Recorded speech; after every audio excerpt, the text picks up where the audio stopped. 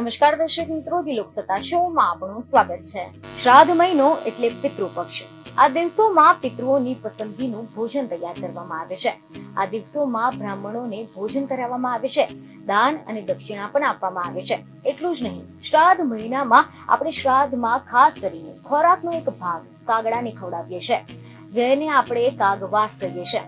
પરંતુ અહીંયા પ્રશ્ન એ થાય છે કે આપણે પિતૃપક્ષમાં કાગડાને કેમ ભોજન આપીએ છીએ? તો આજે અમે તમને આની સાથે જોડાયેલી અનેક કથાઓ જણાવીશું। તો સૌપ્રથમ તો તમે જણાવી દઈએ કે કેટલીક માન્યતાઓ અનુસાર કાગડાને પૂર્વજોના સંદેશ વાહક પણ માનવામાં આવે છે। હિન્દુ ધર્મમાં કાગડાને યમદૂતનું વાહન અને યમનું પ્રતીક માનવામાં આવે છે। યમરાજ મૃત્યુના દેવતા છે। એવું માનવામાં આવે છે કે પિતૃપક્ષ દરમિયાન પિતૃઓની આત્મા પૃથ્વી પર આવે છે અને કાગડાના રૂપમાં ખોરાક લે છે। જ્યારે આપણે કાગડાને ખોરાક ખવડાવીએ છીએ ત્યારે એવું માનવામાં આવે છે કે આપણે આપણા પૂર્વજોને સંતુષ્ટ કરીએ છીએ અને તેમના આત્માને ખુશ કરીએ છીએ। તો આ સિવાય આ કાગડાઓનો ભગવાન રામ સાથે પણ સંબંધ હોવાનું માનવામાં આવે છે, જેનો એક પૌરાણિક કથામાં ઉલ્લેખ કરવામાં આવ્યો છે। આ કથા અનુસાર એક વખત એક કાગડાએ માતા સીતાના પગમાં ચાંચ મારી હતી, જેના કારણે માતા સીતાને પગમાં ઘા થઈ ગયો હતો। માતા સીતાને પીડામાં જોઈ ભગવાન રામ ગુસ્સે થઈ ગયા અને તીર ચલાવીને કાગડાને ઘાયલ કરી દીધો।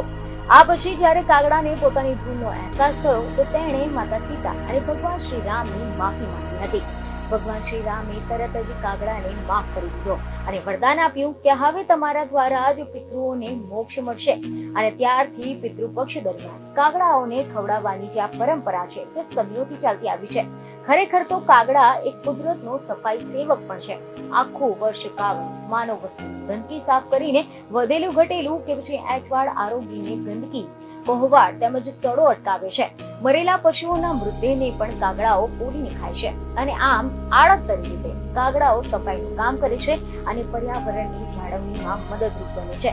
પરંતુ કાગડાઓના ગુરુશ્રીએ એક વખત ભગવાન સાથે બહુ જ તાર્કિક દલીલો કરી હતી। તેમણે જણાવ્યું કે મારા હાથ નીચે કાગ સેના પણ ક્યારેક તો સારી વસ્તુ ખાવાની ઈચ્છા થાય ને। આ દલીલોને યોગ્ય લાગતા ભગવાને જણાવ્યું કે તમારા કાગ સેના આખું વર્ષ પર્યાવરણ જાળવવામાં આડકતરી રીતે મદદરૂપ થાય છે અને એના ફળ સ્વરૂપે દર વર્ષે ભાદરવા મહિનામાં શ્રાદ્ધ પક્ષમાં 15 દિવસ સુધી તમારી કાગ સેનાને સારી વાનગીઓ આરોગવાનો મોકો મળશે। આશીર્વાદના કારણે દર વર્ષે આપણે શ્રાદ્ધ પક્ષમાં આપણા પિતૃઓના આત્માની શાંતિ માટે કાગવાસ નાખીએ છીએ અને આમ કુદરતે પિતૃઓના આશીર્વાદને નિમિત્ત બનાવી કાગ સેનાને વર્ષમાં એક વખત સારું જમવાનું મળી રહે તેવી વ્યવસ્થા કરીને કાગડાઓ પ્રત્યેનું ઋણ ચૂકવી દીધું છે। બીજની ખબર સાથે ફરી મળીશું। ધન્યવાદ।